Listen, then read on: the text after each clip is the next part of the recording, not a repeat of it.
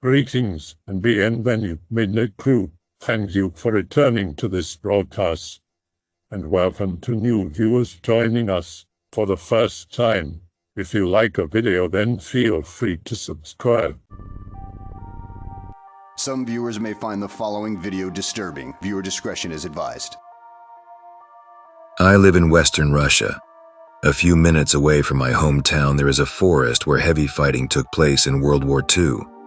It is a very deep forest, with lots of rocks and huge old trees perfect for ambushing. And that is what the Wehrmacht did when they were retreating. The Red Army suffered heavy losses.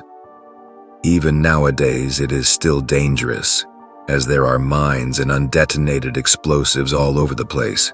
But on the other hand, you can find destroyed tanks, the remains of dead soldiers, and sometimes even old weapons or supplies, which is very interesting. People have great respect for this place, as it is said to be haunted. It is a local custom to bring a cross and pray for the fallen when you take something from the forest that belonged to a dead soldier. You are supposed to kneel in front of the item you wish to take, hold the cross in your hands, close your eyes and pray. When you open your eyes and the item is gone, the dead do not want you to have it. If it is still there, you have to bury the cross before taking the item. Personally, I do not consider myself religious, but when I took some old ammunition and stuff with me, I did the little ritual, because honestly, the area is scaring me. When you steal something, someone you love is said to become very ill. Also, dead bodies are found there every few years, but that is probably because such a deep forest is a good place to murder someone. I guess.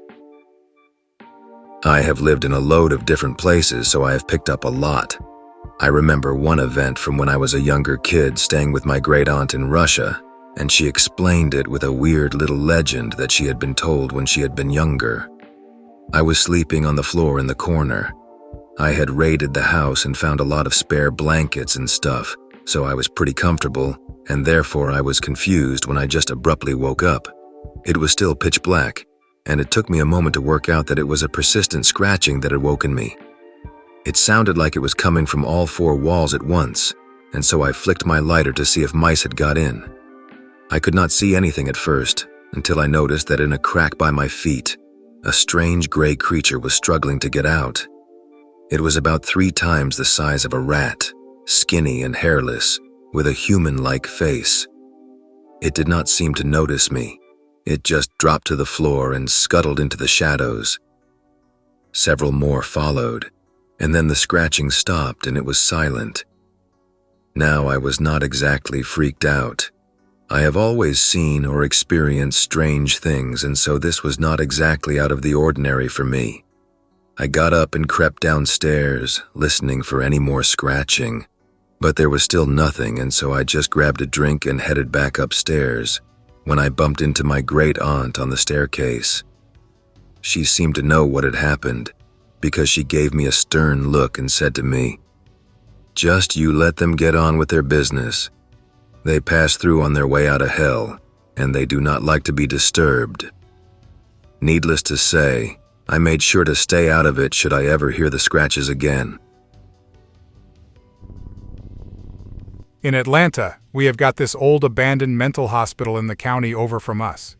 It is still relevant to being local, because it is only 30 minutes away. When I went there, I could hear painful moaning and crying off in the distance, as well as the smell of the place, which smelled like dead bodies. It also just felt really bad, like there had been a lot of suffering. The Fox Theater, a really large historic old-time theater, is supposed to be haunted by the main architect, who also happens to be my great-grandfather, though I have never had any personal experiences there myself. There is also Masquerade, a really old shitty goth club that is now really just a box of kindling disguised as a concert hall that is also supposed to be haunted. My guess is it is probably just homeless people squatting in there for warmth. My old job used to require me to make deliveries to the Masquerade. Many times I was left alone in the downstairs portion or in the halls of the place, and the place always made me feel very uneasy and upset. It was almost certainly a product of my own mind, but that didn't make the place any less strange to me. The place still gets packed and has crazy shows, but I'm just waiting to hear about the night that it has a collapse of some sort and killed a bunch of people. The Tabernacle in downtown Atlanta was another venue to which I made deliveries. It's much, much larger than the Masquerade, but being alone in that place was unnerving. I also live in Atlanta. The one legend that took off and got a lot of publicity was the rumors around a very old historic cemetery, Oakland Cemetery. Many slaves, old money, Southern celebrities, and generally old eccentric Southerners are buried there. Apparently, a lot of cults perform rituals there, which has greatly disturbed the spirits there. A group of my stupid special Wicca ex-friends once went there and tried to perform a ritual. My closest friend of the bunch ended up getting strangled by something unseen and ended up with visible finger marks, and another was punched in the chest, which left a large bruise. The third one they had with them apparently got possessed and sent away to a rehab school by her parents. Take this as you will, because I have no proof of them telling the truth or not. When I went there, I was there to pay my respects and just walk around the graves. It was a gray, foggy day, and no one was really around. I kept hearing odd whispering and seeing fleeting shadows out of the corner of my eyes. Some of the cherubs they put on the children's graves seemed to slightly move their heads to watch me. I was not nervous or trying to see anything weird, so I know that this was not just my mind projecting weird things around me. There is a rumor that if you take a rock from the graveyard without permission, you will end up getting hurt. The size and prettiness of the rock apparently determines the severity of the damage. Forests are never silent. That's the first thing you learn whenever you go out camping or hiking or anything else where you might have to pass through or live in a forest. Forests aren't silent for good reason. They teem with life, birds, insects, small animals, and that's just the life that makes noises. Trees, grass, bacteria. This, of course, is no secret. One forest, somewhere just northeast of Manchester, England, is totally silent. People drive past it millions of times per year, but from their car they can't notice the lack of sound. Every now and then someone will look at the forest as they sit in traffic, convinced that they saw something, but nobody has ever actually seen it. When the Romans settled and established Manchester, the forest was there still. Sentries and soldiers would sometimes skip their duties to go to the forest and simply never be seen again. Sometimes women would flee from the town into the forest, screaming in terror, only for the soldiers to come to a halt at its edges and hear her screams stop abruptly, as if she suddenly lost her voice. Rumors of the forest in Manchester were so rife that at one point Rome sent priests and elite soldiers into the forest to exorcise it. Blood-stained armor, robes, and a single perfect human eye was found outside Manchester the next morning, somehow having been placed despite the sentries and the night guard, placed soundlessly. Rumor has it, though, that it likes to move sometimes. The road nearby gives it ample options for doing so, which is probably why nobody has heard of it. It was probably called a myth, a scout party sent in while it was away and coming out with nothing, and it was forgotten, but it always returns to its home sooner or later, in Manchester. Ultimately, one thing you must always remember, intrepid traveler, strong-legged hiker, or capable camper. If you ever find yourself in a forest and it becomes totally silent, do not under any circumstances move. There is an abandoned school not far from my house where a teacher went crazy and killed a few kids or something, but it was infamously covered up by the community, and no one would name names, so as far as I know the killer got away scot-free. It was a little school, and that community is basically impenetrable by normal society, so why it got closed and what exactly happened to the dead girls remains unknown. The school itself is incredibly morbid. Thorny bush has overgrown much of the yard, and the field is now just a sea of unkempt grass. The trees all have ugly blue-brown leaves all year round, and the fence that separates the area is a very grim number 8 wire affair, and in places I joke not there is barbed wire at the top. The buildings are mostly empty except for some chairs and stuff in some of the rooms. The bathrooms are disgusting, covered in black slimy overgrowth, and the sinks are full of some sort of heinous algae. The legends surrounding this place are numerous, obviously.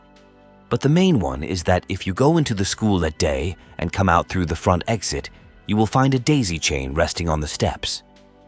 If you enter the bathroom at night and dare enter one of the cubicles, it will lock itself, and you will be forced to spend the night there, occasionally hearing children's laughter or even the murmured whispering of the deranged teacher. I have seen daisy chains on the steps when I thought I was alone, but if they weren't there before, I can't remember.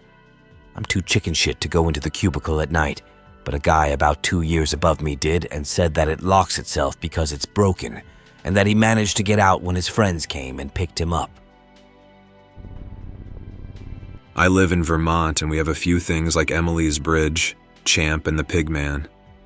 A few years ago, I went on a road trip the first weekend of October and took a tour of some supernatural sites. First stop was the Devil's Wash Bowl, home of the Pigman. I didn't see anything, but the drive through the wash bowl was pretty scary.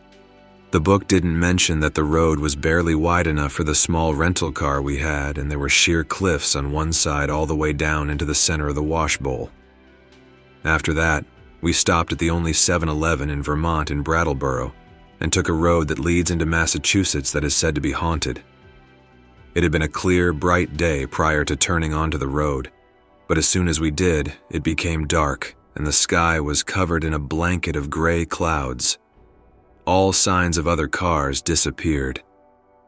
As we went down the road, the atmosphere became eerie.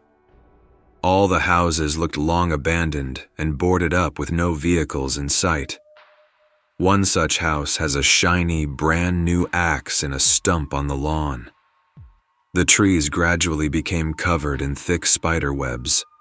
Soon, mailboxes, signs, and entire trees became completely shrouded in the tangle of webbing. I distinctly saw birds that had become tangled in the webbing and died. My friend started freaking out and saying something about a furry tree. As soon as I started mocking him, I turned my head, and inches away from the side mirror was a translucent figure of a pale woman in a white dress floating on the side of the road. It went something like this: "Ha ha, furry tree, what the fuck was that?" We made it out of there and stopped somewhere in Massachusetts. Once we were off that road, the sun was out and our mood lightened. We continued across Massachusetts and into Connecticut on our way to White Castle. We made it into Connecticut just as the sun was setting. No sooner had the world turned completely dark than we got stuck in traffic on the interstate. We were turned onto a side road detour and began trying to navigate our way across the improvised route with nothing but a map book and a flashlight. We headed up the road and we came to an intersection and a sign that said, "Welcome to." I forgot the name of the town. I checked the map, and according to it, the town we just entered shouldn't exist in that spot. It should have been several miles to the west after we turned onto a different road. We turned west and went on our way, and realized that the route we were on was the wrong one. We tried to turn it off and onto a different one. Just as we were turning onto the correct road, the sign indicated we were on the road we just left. We tried turning off this road again farther down and ended up back on the same road. The signs also indicated we were headed north when we wanted to go west. We kept trying to turn off the road and onto roads that said west, but we always ended up going north on the same route. At one point we decided, if the direction we're headed is north, then if we turn around and head the opposite direction, we'd be going south. We pulled a U-turn on that same road, and not a half a mile down the road, we saw a sign that said we were headed north. We could not escape that road. After hours of taking every turn we could possibly find, we came across an interstate on ramp. We took it in a heartbeat and quickly made it into New York State. We were so happy to get out of Connecticut that my friend nearly kissed the ground at White Castle. To this day, we joke that we're still in Connecticut, and it's like that scene in 1408 where Kevin Spacey is in the post office and suddenly the world gets torn down and he's back in that room. Later in that same trip, We missed a shooting in Amish country by mere hours. I live up in Kamloops, British Columbia. There's some pretty weird stuff that happens sometimes, but this is a short story about a ghost that haunts the local theater. In the late 1800s, newspaper articles describe Arnold Mallet as a 23-year-old bartender from O'Keefe's Saloon at Eagles Pass, near Revelstoke. He was charged with killing a man he suspected of stealing from his bar, and 14 months after his sentencing, he was the first man hanged in Kamloops. Although considered a convict in his previous life, Albert has now been known to watch over those who provide his lonely soul company at the Sagebrush Theater. Previous events, such as a faint voice instructing a former employee to clip in their harness seconds before a spotlight broke through the front of a catwalk, pulling the employee with it, has intrigued employees to consider Albert a savior and watchman over all of the happenings at Sagebrush Theater. Those who doubt Albert's existence are generally quiet on their opinion from previous tales. A former sound technician was the type to laugh at anyone who supported the ghost, and would often taunt with the question, "Where are you, Albert?" therein displaying his lack of respect. It was noted shortly after such occurrences, there were extensive inconsistencies in this said sound technician's sound cues. I grew up in a couple of villages that were in the Derbyshire, Nottinghamshire, and Sheffield area. Do not ask me, I never made the county boundaries. UK. Derbyshire has its fair share of ghost stories and hauntings. As a kid, then a teenager, and later in my early 20s, I went all over the UK to haunted sites to try to see something supernatural or put the events down to the natural. To this day, I have yet to see a ghost, but there have been things I could not explain satisfactorily. However, the two I will mention here happened in Whitwell, a tiny mining village. The first happened to a family I know. The location was the houses off Homefield Road, and the events took place in the late 80s or early 90s. My friend, his wife, and children moved into the house in question. At first, everything was all right, as these stories always seem to start off. Then things started happening, things going missing or being moved. At first, this was put down to the children. Then things were moved while the entire family was out. They came home, and ornaments would have been moved, pictures turned to face the wall, and doors and cupboards opened. Then things started to get worse. The kids started waking up at night screaming. When the parents went into the room, they said it was cold, so cold they could see their breath. This went on for several nights until one night they were awoken by a scream. "Daddy, help, the bad man is trying to get me." The husband jumped out of bed closely followed by his wife as they rushed to the kids' room. He literally bounced off the kids' door. Now the husband is a strong man and a black belt in karate, so when I say he kicked this door several times and it did not budge or break, you could appreciate how shaken he was. All the while the kids were crying and the door would not budge. Now neither the husband nor the wife recalls exactly what was said, but it amounted to the wife saying, "Please God, no, help my children." The husband, being non-religious unlike his wife and her family, admits he never even thought to ask for God's help. But regardless, it worked. The door swung open and the kids rushed out of that room. They went to the wife's parents' house there and then, not even stopping to pack clothes. In the daylight, the husband and father-in-law went back to get clothes. The whole house had been tipped upside down, but the husband knew it was not thieves because jewelry, electronic equipment, etc., was still there. The father-in-law says the whole house was cold and unwelcoming. They got what they wanted, locked the front door, and left. Due to the wife's family being church attendees, they got the local vicar, which I confirmed this with him myself, to go perform an exorcism after a few days of persuading. Things appeared to have gone back to normal for a few days at least. Then one night it started again. Both the husband and wife woke up at exactly the same time, both saying they felt very, very scared. Then the kids started screaming. The husband went to the wardrobe and grabbed an axe he had put there when they moved back in. He wasted no time and chopped through the door, grabbed the kids, and they were gone. When they got back to the in-laws, both kids had scratch marks on their arms, backs, and legs where they said the bad man had tried to grab them. Needless to say, they lived with the in-laws until they got enough money together to put a down payment on a new house. The vicar went into the house several times afterwards with other priests to exorcise the house. To this day, no one involved knows why it happened. and the family will not even go on that street anymore. The second took place in a haunted house that was on the back of the school field on Southfield Lane. It was a big old house with quite a bit of land and a swimming pool and a glass house. All the older kids had plenty of ghost stories about this house, from a gray or white lady to hands that pulled hair and pushed you into the pool, which was drained of water. As things do, stories escalate, and the stains and rust marks on the pool became bloodstains from murder and satanic sacrifices. Needless to say, being curious, I did my due diligence and found no records of murder. I went into the house several times in the 80s. The first was on a dare. Bet you will not go to the top window and wave out. This is where one of the ladies was said to have been seen looking out onto the school field watching the children. Of course I went. I grabbed a backpack, torch, and my action man. It was the 80s, and walkie-talkies from home. I gave one to one of the guys that stayed outside so I could give a running commentary as to what was going on. I climbed the 6-foot wall and made my way to the house. I remember saying over the walkie-talkie, "Here goes nothing," as I entered the house. I turned on the torch and started making my way through the hall. I had never been in the house before, so I checked every room by standing in the door and flashing the torch around, saying, "Anyone home?" which got nervous laughter from those outside on the school field. I made my way to the stairs, and the torch died. I shook it, banged it, turned it on and off. Nothing. I pressed the talk button on the walkie-talkie to say, "My torch has died," but all I got was static and a screeching feedback noise, kind of like when you put a microphone to a speaker. I turned around and walked back, and the torch came back on, and I heard, "Hello, hello, are you there?" over the walkie-talkie. I said, "Yeah, my torch died, then I got some weird screech when I tried to talk to you."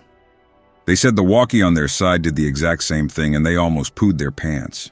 Bear in mind, we were aged 8 to 10, and pooed was about the rudest words we knew apart from bugger. I was curious, so I turned back to the stairs and walked forward again. Once more the torch died and the walkie started screeching without my touching the button. I walked backwards from the stairs until the screeching stopped and the torch once more came back on. At this point I was told to forget it and come back out where it was safe. I refused, as this had genuinely got me puzzled and fascinated. I have never been scared, and I was not then either, just curious. I shined the torch down the passage and put a mental picture in my head where the stairs were and the banister. I reported on the walkie, "Okay, chaps, I am going up," and I went for it. The torch died and the walkie started to screech, so I turned it off. I walked forward till I hit the wooden banister. Resting one hand on it, I went up the stairs. About 4 steps from the top, the torch came back on. I turned on the walkie and said, "Okay, I am upstairs now." I quickly checked upstairs and then went to the window in question. The curious thing is half of me insists it was in an attic, the other half that it was just a first-floor window. I do not know which is true to this day, whether I went up another set of stairs or not. I guess it is one of those tricks of the mind. Anyway, I found myself at the window, moved the dirty curtain aside and waved out, only to see several of them running away. I asked, "What is going on?" over the walkie and was told, "She is behind you. She is behind you. Run." I turned around and no one was there. 9 people say they saw her standing right behind me, and the 3 that did not run say I was looking right at her when I turned around. At no point did I feel threatened or uneasy. I said, "Hello, are you there, miss?" several times and got no response. I made my way downstairs. The torch died again on the stairs from the first floor to the ground floor. Years later, at some point in the 90s, I believe it was, they knocked the house down and built several houses on the land it occupied. I do not know the exact year, as I had moved away by then. The kid that had the walkie when I was in the house had an older brother who worked on the building site. He says a few odd things happened, tools going missing and the like. But the strangest thing of all is whilst laying the foundation, one of the builders was hit in the head by a flying brick. He was not seriously hurt, just a minor concussion. But the pallet of bricks it came from was still wrapped with no cut marks, but with a gap clearly visible where the brick had been. I live in Brazil. Sao Paulo downtown is the place that probably has the trophy for fucked up around here. Not only is it as old as the city, It is full of decaying buildings, messy streets, and junkies. There's even a route for groups of people to go visit and witness weird shit themselves. The Andreas Martinelli building, which was once the greatest of Latin America, had a fire in 1972 that killed 16 people. People linked the crying sounds, noises, doors opening, screams on staircases, typewriters working by themselves, and shit. Plus this, they say there's a ghost of a blonde, faceless girl who apparently has long hair fallen over her face and is supposed to be from the time the place was being built, from around 1930. On the Jolma building, a fire in 1974 killed several folks, and TV got to air people throwing themselves from the windows. 13 unidentified people died inside the elevator that day, and it became something like the mystery of the 13 souls. Some even attribute miracles to it. How, I do not know. Before this, a kid killed the mother and sister, threw them on a well, and offed himself. The little castle Castellino of Appa Street had a rich family murdered in it. A friend went there, and she told me the place is fucked up, together with the chapel of the distresses Capella dos Aflitos, where slaves were hanged as an offering of kinds. At the Municipal Theater, I heard stuff about night guards seeing the elevator work on its own, and when they went to check it, there was a purple coffin inside. There are underground tunnels under the place, too. Most of these places are only about moans and noise, but the same friend told me she chickened out of going to the cemetery. Sorry, I do not recall the name. If you go there at midnight and walk right into the center of it, which appears to be a bit lower than the rest, and wait until 2 a.m., you can see shadows of people raising and leaning on the tombstones. Then you have to wait until about 4 a.m. when they go away quietly, one by one. I was poking around, and I found something quite nice. Downtown has many areas stitched together, mainly by Say and Anhangabau. The name comes from a river that indigenous people were afraid to cross, because it was inhabited by an evil spirit, the Anhanga. It took many animal forms, but the most common is that of a white deer with fiery eyes and a cross on the forehead. It brings misfortune to people and protects only animals and plants. Then white folk go whatever and put up tons of their shit there. Nice, very nice. I hope it entertains someone else. Ha ha ha. I live in a medium-sized town. Population is about 24,000 in Hesse, Germany. The town itself is about 1,600 years old, but even before that there was a Roman settlement including a castrum, overlooking the hostile land of the Germanic tribes that threatened the Roman borders. So there has been bloodshed for at least 2,500 years of documented history. Right between my town and the next little village is a huge deal of farmland, secluded from the town by a rail causeway, cutting through the landscape in a wide 90-degree turn. Right before the next village, there is a highway bridge which forms the northern barrier of this spot, with a dirt road going under it for the tractors and plows. It is a really lonely place, since almost no one uses this way anymore, and you cannot drive through it with a car.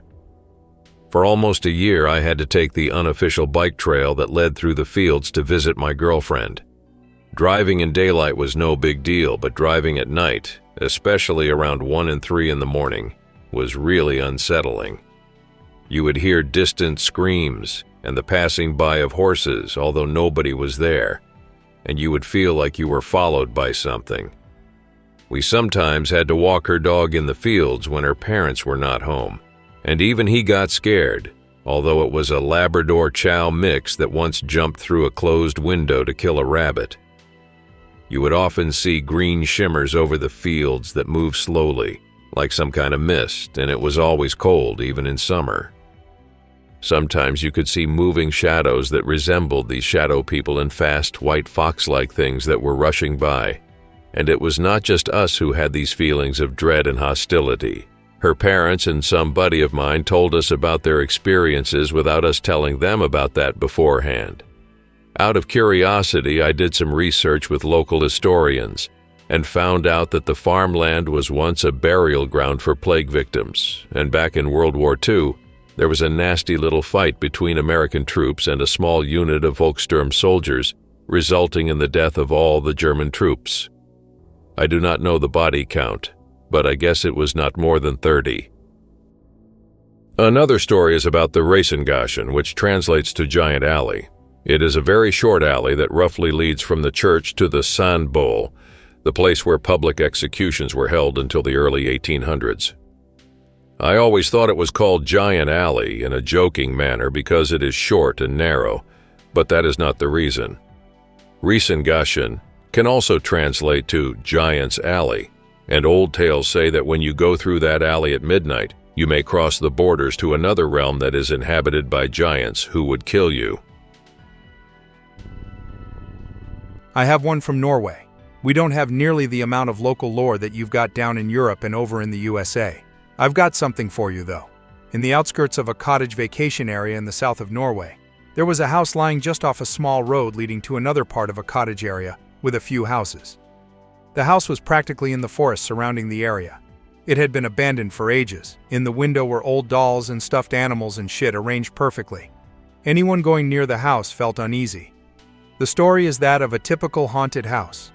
Something like a dad that went mad and killed his family, but the event was forgotten or hidden from the media. The stories differ, but it always takes place sometime in the early middle 20th century.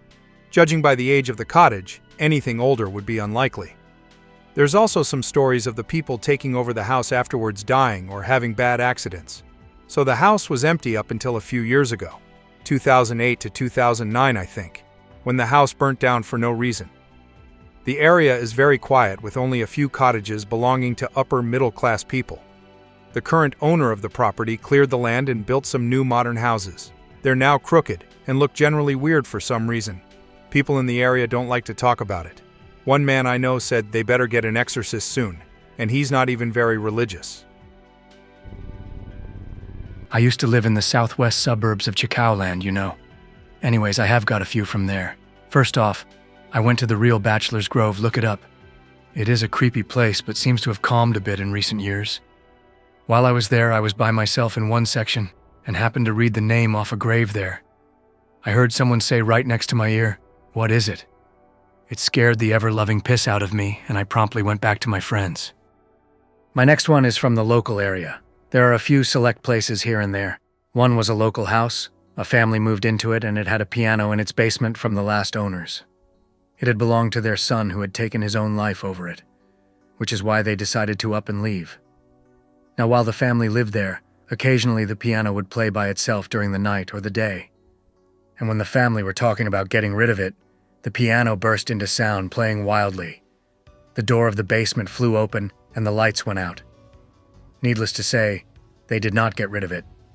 The other stories are from my uncle who grew up outside of Chicago. He went to Bachelor's Grove a few times. He told me of a house you could see from a certain part of the graveyard, and you could see some sort of light in it dimly. As you would try to make your way to the house, the forest would block your sight of it, and then as you get closer, you find the house is gone, never seeming to have been there in the first place.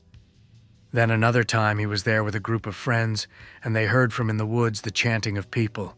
So they get all nervous and stuff and think they should leave, till their dumbass friend goes running towards it yelling, "Hey, we are coming to get you guys!" They wait on the path for him to come back, at which point 5 minutes later he comes booking it back down the path with his shirt torn and a gash in his chest. As he approaches the group, several robed figures jump from the forest and grab him, at which point both groups get into a fight, and my uncle's group breaks off and runs the fuck out of there. Los Angeles County and the city of LA. There's an upscale neighborhood called Rancho Palos Verdes here host to the Vanderbilt Mansion, built by the guy who basically started the neighborhood. The story goes there were murders, kids and animals died, and now you can see ghostly gents walking the grounds, barking and other phenomenon. The place is closed to the public. East of downtown, there's this hospital called the Linda Vista Hospital. It's closed and rather run down, and of course, as legend goes, haunted. Lights at night, screams, apparitions in the windows. You know it. There's supposed to be a little girl that runs around in the dark at night. Those stories are related by people who break in and spend the night. There's a lot of fucked up stuff inside, but the place is extremely popular as a filming location. I tried to stay the night, but got chased off. I related some copy pasta a while back about it. Scary shit. They have dogs now, so I haven't gone back in. I lost my sunglasses there. Long story short, I put it on a windowsill, reached my hands through the bars to take a photo, jumped back down, and realized I've left my sunglasses. When I climbed back up to the window, they were gone. I don't even remember dropping them. I used to live in this nowhere town right on the border of Georgia and North Carolina called Hiawassi. A lot of old families have had many generations that still live there, and it's a pretty old town. As such, we've got our fair share of legends, serial murders. We've had a lot of Unibombers and murders come out of this part of the world. The legend has it that certain families have this bloodline, and that it skips generations. Now, why they have this trait has its own legends. Some say that those families were cursed by Native Americans for running them off of their land. Others say that those families have a lot of inbreeding that causes it.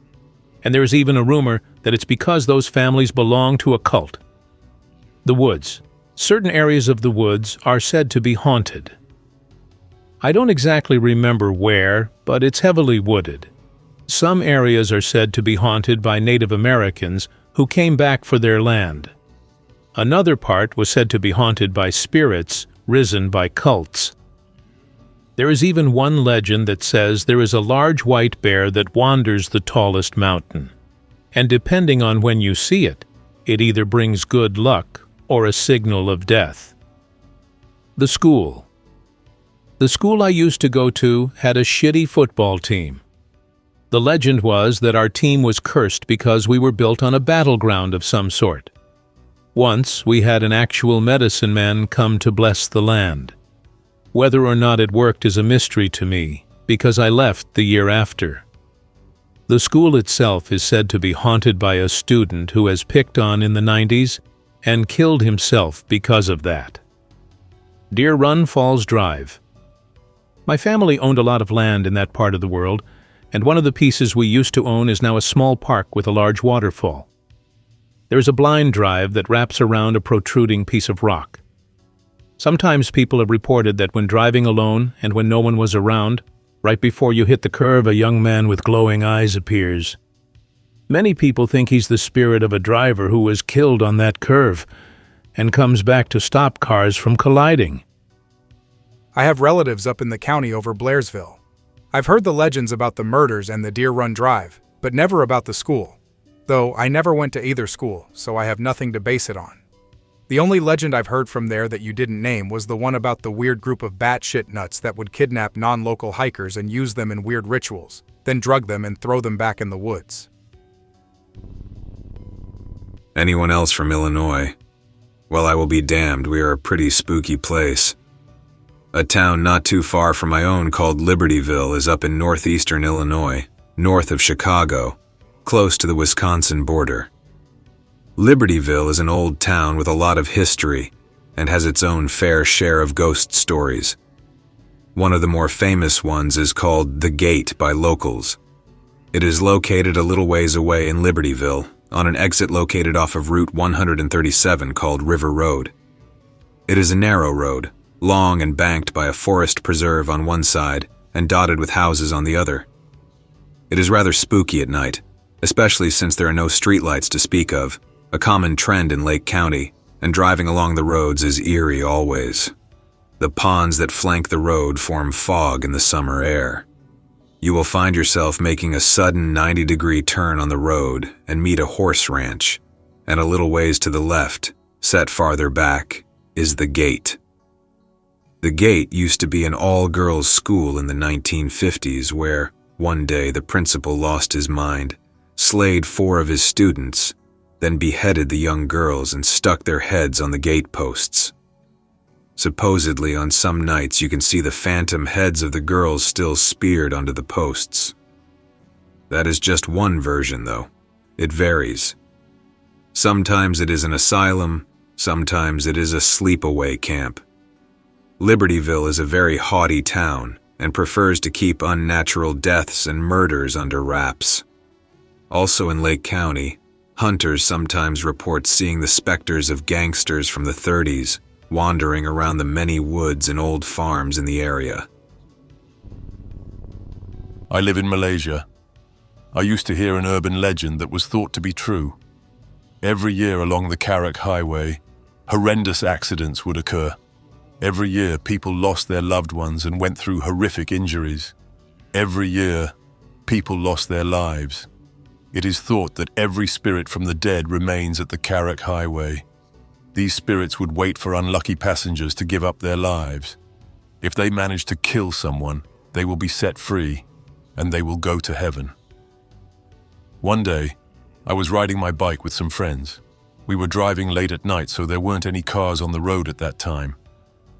As we were speeding down the highway, we saw a woman cradling a baby and holding another boy's hand at a bus stop. Feeling curious, I decided to help her, but my friends stopped from going any further. I asked why, but all they did was stay quiet. After 15 minutes, we saw the woman again at the bus stop. Now I was feeling a bit scared. How could she get to the other stop so quickly? I sped off without bothering her. A few minutes later, the scariest thing happened in my life. The woman was standing right in the middle of the road and held her hands towards me, almost as if she was trying to pull me towards her. Losing my balance, I fell off my bike and went unconscious. After waking up in the hospital, my friends explained to me what had happened. Now I tell you guys, never stop at the Karak Highway. Don't help anybody, and never look back. I live in the middle of nowhere. There are a load of hippies, itinerants, pagans, Satanists, and the like living up a nearby mountain. I went to school with a few. At the foot of the mountain, there's an old TB hospital. About 30 years ago, it was converted to an old folks' home.